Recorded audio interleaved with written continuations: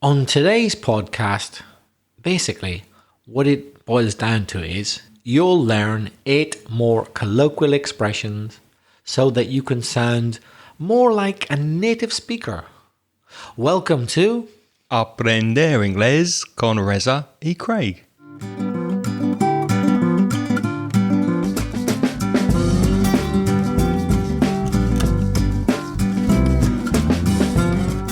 Hi, I'm Reza.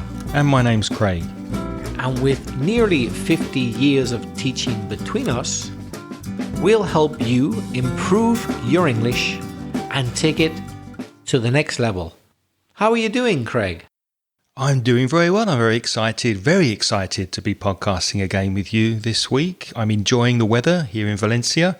Although I haven't been out much lately, I'm still working on this course I'm trying to create for B2 first exam. And I'm getting there, but hopefully, we'll see. Hopefully before the end of the month, before November, it will be ready. How are you doing? Like you, I'm enjoying the weather. I love this time of year and I'm making the most of it. I'm taking advantage of it. Good to hear. First this week, we have a voice message from Francesca from Italy.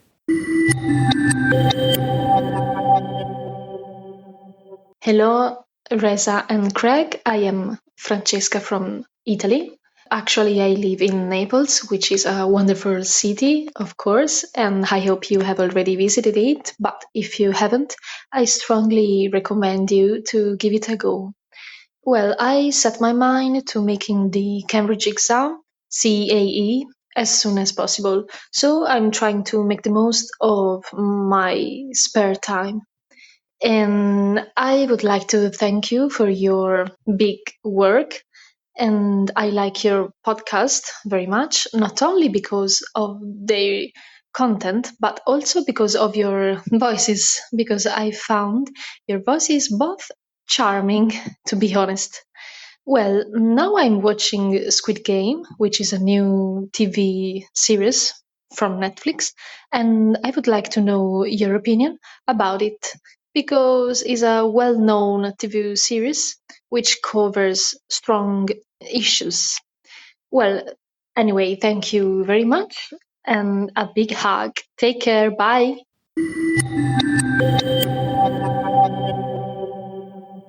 Well, Francesca, thanks very much for your appreciation. And I'm glad you like our voices. I like Craig's voice a lot myself. I don't really like my voice though, but I like Craig's. And can I say, you have a lovely voice, Francesca. Yes, you do. You do have a lovely voice and very, very good pronunciation. So congratulations on your pronunciation and on many of the collocations and expressions that you used in your message, Francesca. Give it a go was a very nice informal colloquial expression. It means to try to do something. Give it a go. You set your mind to doing something. To set your mind to doing something is to decide to do it. Another collocation I liked was strongly recommend, to recommend very much. To make the most of something is also a very useful collocation. Did you hear anything that you want to comment on, Reza? Yes, one little thing you said, I suggest you to visit Naples, I think. It's a mistake that I hear so much that it's one of those things I'm almost beginning to believe it's right, but it isn't right, I'm sure. You can't say, I suggest you to make. It's, I suggest you make. There's no to. I suggest you do this. I suggest you eat that. I suggest you come here. You don't use the infinitive with to. It's without to. So I suggest you visit Naples, you should say. And one more thing, Francesca, I'm not sure if it was the audio, but I think you may have said make the exam. If you did, it's not correct. It's better to say take the exam. Have you seen Squid Game on Netflix? I've seen a trailer for it and I've seen little bits, we could say little extracts, because I know people who are really hooked on it. So I know that it's very addictive. What about you? Have you seen it? I have seen it. I was hooked on it. I did get addicted and I binged watched it. So to binge, B-I-N-G-E, to binge watch something is to start it and then get hooked which in Spanish is enganchado, to get addicted to it and to watch all of the episodes. And I think I watched it in 2 or maybe 3 days. I did really, really enjoy it. I thought it was very, very well done. I made the mistake for the first 2 episodes of trying to listen to the original Korean with English subtitles. And because of the intonation and the tonal way that Korean is, it distracted me a little from the story. So then after episode 2, episode 3, I started watching it dubbed in English, and then I enjoyed it a lot more. So I'm not going to tell you what happens, because it's the kind of thing that you need to watch without knowing what the story is about, I think. So no spoilers, but I recommend it to everybody, and watch it dubbed in English and you'll improve your English. Do you think the story is finished, or could there be another season? It was finished in an ambiguous way, and I believe there will be another series. I mean, come on, it's so popular. Really is popular, so of course they'd be stupid not to make another series, and it was finished in a way that there would be, yes, another series. Francesca also sent an email asking about the C1 Advanced exam that she's studying for, and she said this: my British Council teachers, which I love, and that should be who I love, the pronoun who for people and which for things, Francesca, who I love, have chosen the Spotlight on Advanced book. I know it well, and you do too, Reza, I think. I'm using it myself in a couple of days, yeah. But when I practice the exercises from that book, I often get frustrated because I think they are harder than the Cambridge sample papers, isn't it? With that tag question, remember, it has to agree with the auxiliary verb. So you said, I think they are harder. So you must use the negative of are. So aren't they? I think they are harder, aren't they? Can you can you recommend me some other books or online sources to practice effectively? When I try exercises from C1 Advanced Trainer, another book I think, Reza. I'm using that tonight. I'm not joking, really. I'm using that tonight, and in 2 days, I'm using the Spotlight on Advanced. Yeah. Well, you're a British Council teacher, so you probably would be. When I try exercises from C1 Advanced Trainer, it goes better. Maybe they're easier, but we'll get Reza's opinion in a second. Francesca finishes, I would also love some useful tips from you for the Cambridge exam. Thank you in advance very, very much. So, Reza, what do you think? I use both books myself. Is one harder than the other? I find that the Spotlight on Advanced is a bit capricious, actually. That yes, some questions they do seem pretty difficult, whereas others seem a bit easier than the standard. So it depends exactly which questions you use. But yes, some of them do seem harder. As for the Advanced Trainer, in theory, they're the actual exam practice questions. So not the questions which teach you about the strategy, but the actual exam practice questions. In theory, they should be of equal difficulty. But I reckon, like Francesca, they aren't. I'm fairly sure that the first couple of exams are easier than the rest. I'm sure Cambridge would never admit that. They published the book. But I reckon that maybe the last 2 or 3 exams, there's 6 in total, are a bit harder. Some of the questions, anyway, are a bit harder than the first 2. It's probably to boost your confidence. It's not a bad idea. So at the beginning you think, oh, it's not so hard. And then they put the harder questions in the last examples. Francesca, you can go to the Cambridge website and download past exam papers from the Cambridge website that you can practice with. I know for B2 First they have 2 examples there. I don't know if they have 2 C1, but probably. And they are past papers, so they are exactly the level you need. And I usually recommend that also the Cambridge past paper books that have 4 tests in each, because they are also past papers from previous exams. By the way, Francesco, we know an ex-British Council teacher from Naples, our old friend Archie, who lives in Valencia. Yes, Did you know that's that, right. Craig? Yeah. Archie, many years ago, maybe your parents or grandparents might know him.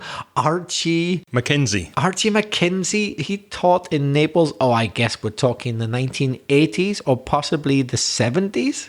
He was a teacher at the British Council in Naples.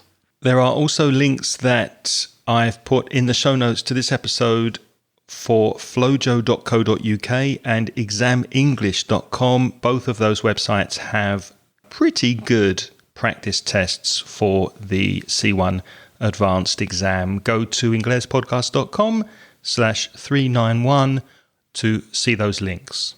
And thank you very much, Francesca, for your message. We've also got a question about the C1 advanced exam from Irene from Zaragoza.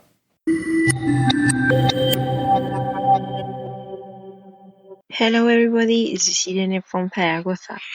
I just wanted to ask you something. I'm studying for the C1 Advanced and there are a lot of vocabulary, expressions, idioms, etc. But the problem for me is the phrasal verbs because I know that it's important, but I don't know if it is really indispensable no more than 300 items, 300 words, and 300 phrasal verbs, because I think that is a big amount of something that I think that at least we learn most of them like by heart. So maybe there are something indispensable, yes, but there are others that we can leave apart and use that time for other important things. Thank you very much, and I hope you have a nice day. Bye. Thank you very much, Irene, for your message. What do you think, Reza? Phrasal verbs for C1 Advanced? Yes, essential to know plenty. I don't know if I could put an exact number to it, but I tell you this, the more the better. There's no doubt about it. Irene said 300. I don't know where that number comes from. Have you heard that before? I've never heard of any particular number. Me neither. But 300 sounds like quite a lot, actually. I reckon you could probably do very well in the exam without knowing 300. Although I'm not trying to discourage you from learning as many as possible, but you could probably survive with less than 300, don't you think? Yeah, I think so. As long as you learn the most common phrasal verbs, and we'll tell you in a second how you can do that. But just one or two small things about your message, Irene. You said to no more than 300, and the pronunciation is items. You pronounce that incorrectly. Items. 300 items, 300 words, 300 phrasal verbs. And you said, is it indispensable? No more. After adjectives, you usually use the infinitive with to. So is it indispensable to know is correct. Another little thing, you said a big amount, but it's more typical to use the collocation large amount. So yes, big means the same as large, but there are certain collocations which just tend to go together. The words tend to go together. You should know that, Irene, because it's a very important part of the C1 exam, the reading and use of English, getting the right collocation. So it's large amount. Irene, if you go to episode 386 of Ingles Podcast, you'll see there we listed episodes in the past that we've created about phrasal verbs.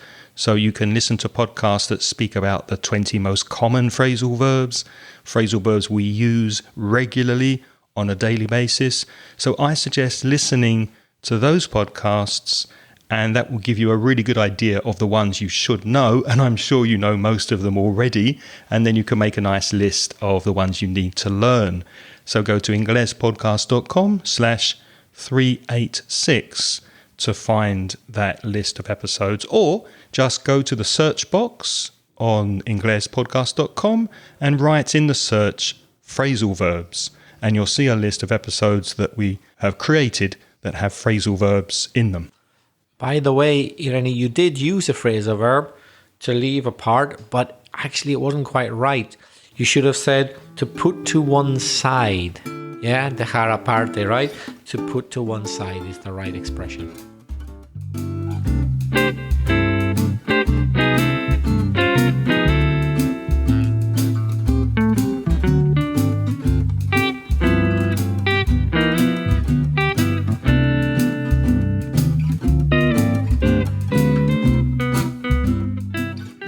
So let's look at 8 expressions that we think you'll find useful to improve your colloquial conversation in English. What's the first one, Reza?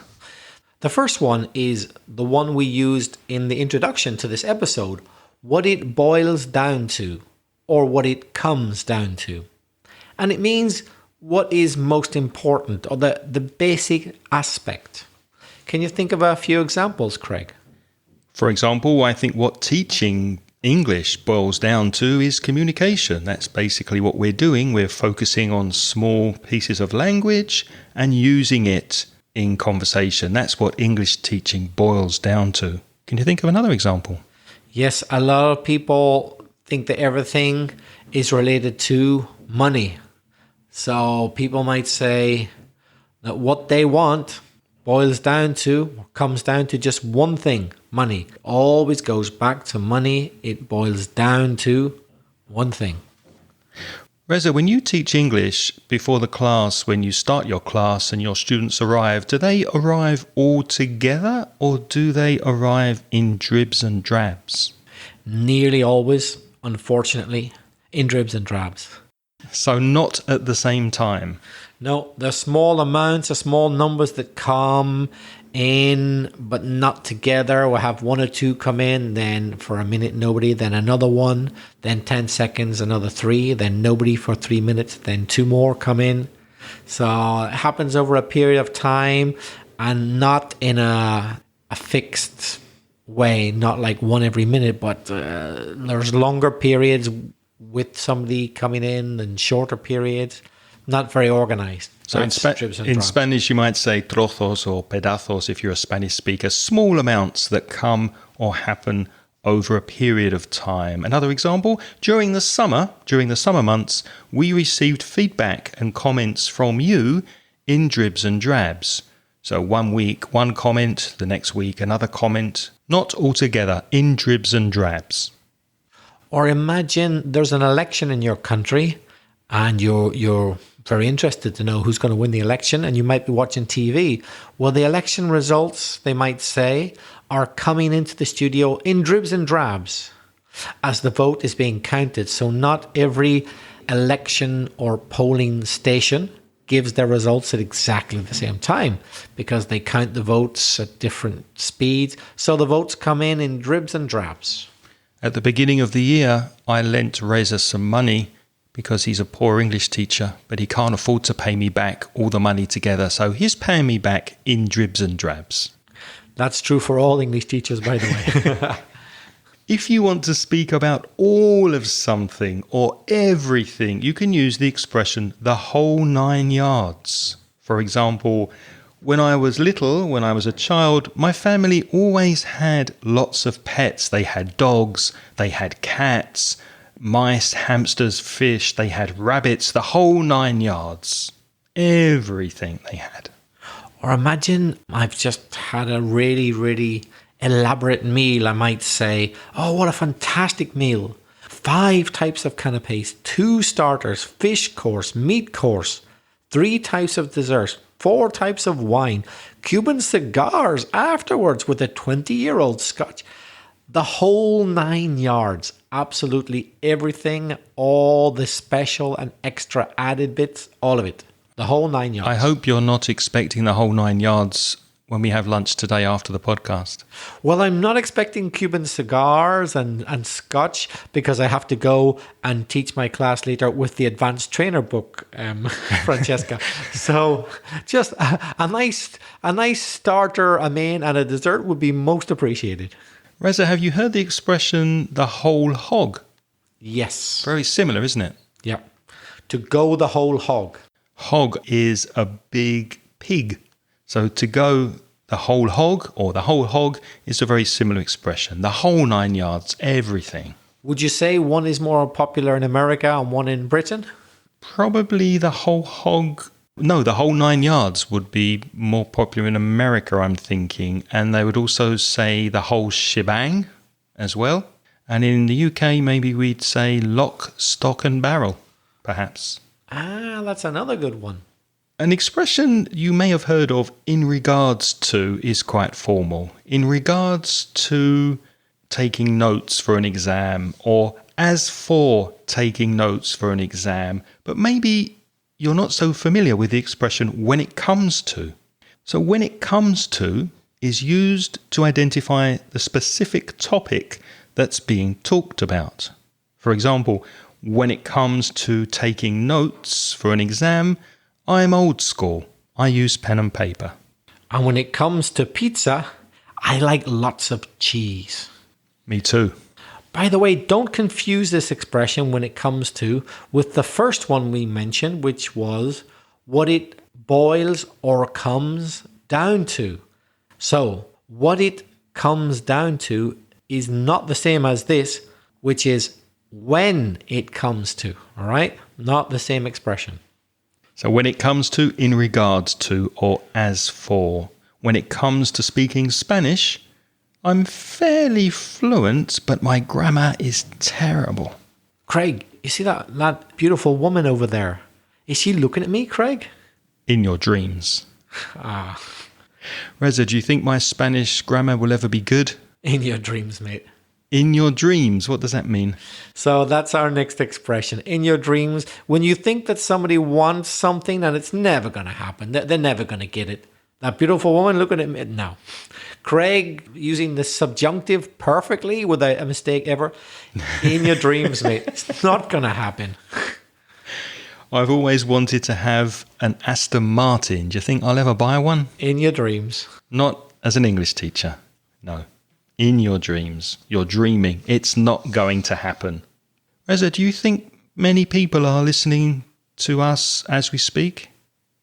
No, I think nobody's listening to us as we speak because we're recording this. Aha, very good. So hopefully you are listening to us now, but actually, to be honest, we're not speaking right now because this is recorded. It's a recorded message. You're listening to future Reza and future Craig. Exactly. So it's not really as we speak. As we speak is at this moment. Yeah. For example, I often say to Craig, I won't be late. I'm leaving the flat as we speak. But in fact, I'm wrong and I am late. But that's what I say anyway. You're probably on the bus when you're saying that. Another example, as we speak, unfortunately, people are dying of hunger and thirst in poorer countries around the world. So as we speak is at this moment, now, ahora mismo. The next one we've got is give it a rest. And quite often we follow it with give it a rest, will you? Or give it a rest, would you? Or maybe even give it a rest, why don't you? And it means stop doing something or stop talking about something because it's annoying you. So you say it to someone when you want them to stop. For example, imagine that I'm trying to sleep and the person beside me is making a lot of noise. I say, give it a rest, will you? We're trying to get some sleep. So stop making the noise. Give it a rest. Reza, that's the third time you've criticised my Spanish this morning. Give it a rest, will you? It's not always used in annoyance when you're annoyed. For example, I could say, I'm drinking a lot of coffee. I've been drinking a lot of coffee lately. I've decided to give coffee a rest for a few weeks. I'm having trouble sleeping, so I'm going to give coffee a rest, not drink any. And our final colloquial expression this week, my lips are sealed.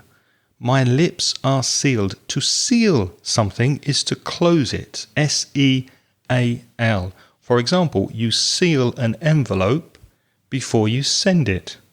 So to seal something is to close it firmly, to close it tight.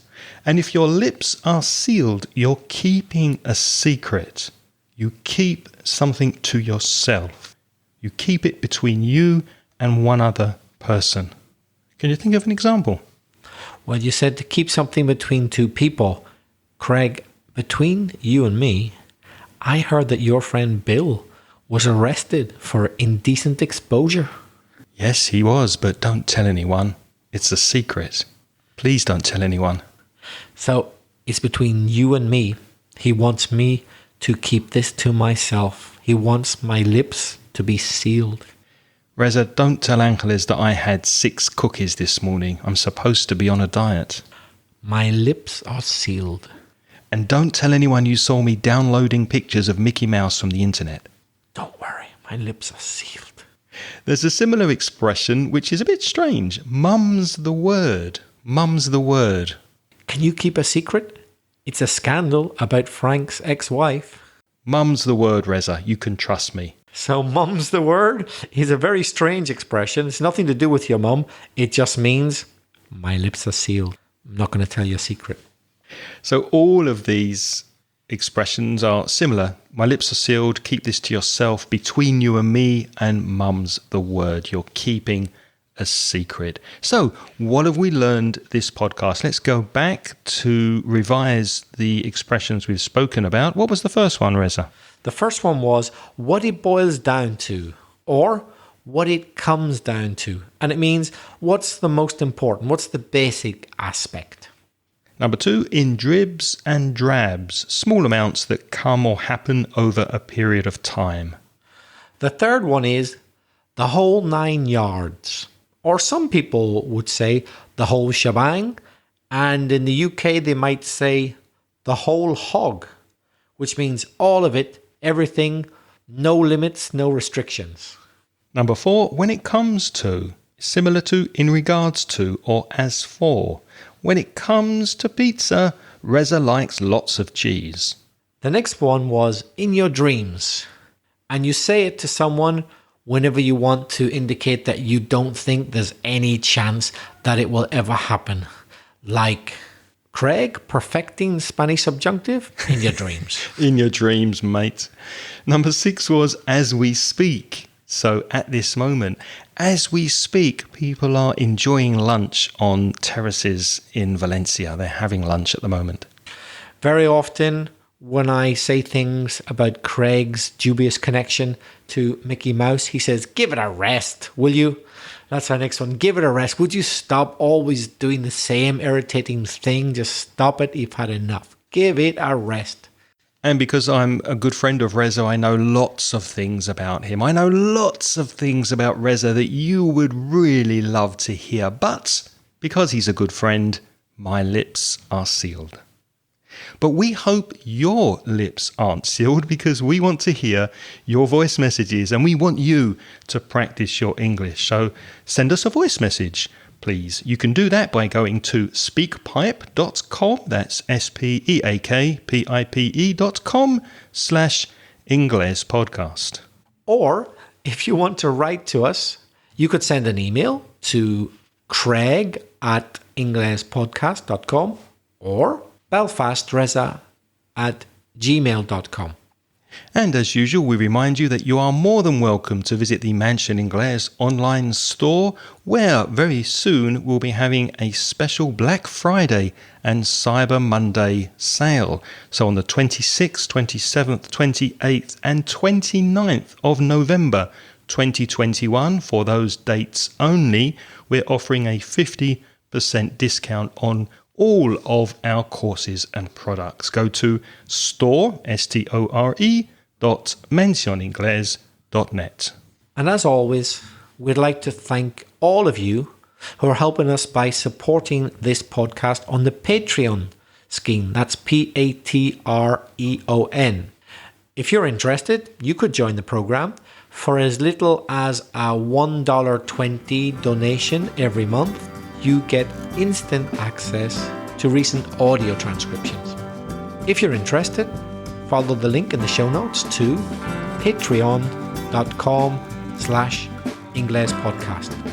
And before we go, we'd like to welcome our new Patreon supporters who have joined us this month. They are David Santana Rubiales, Andres Santana, Manuel Macho, Maria Teresa Moreno García, Mario Tagle, Alberto Valesco Niña, Maria Alcantara Vargas, Roberto Massini, And Marivi, thank you very much to all of you and to all our wonderful Patreon supporters. Reza, what's on next week's podcast? Next week we've got pronunciation and vocabulary from Scotland with a special Scottish guest. We look forward to that next week. Thank you so much for listening to us this week. If you enjoyed the podcast, don't forget to tell your friends. And we'll see you on next week's podcast. It's goodbye from Reza. And it's goodbye from Craig. The music in this podcast is by Pitts. The track is called See You Later.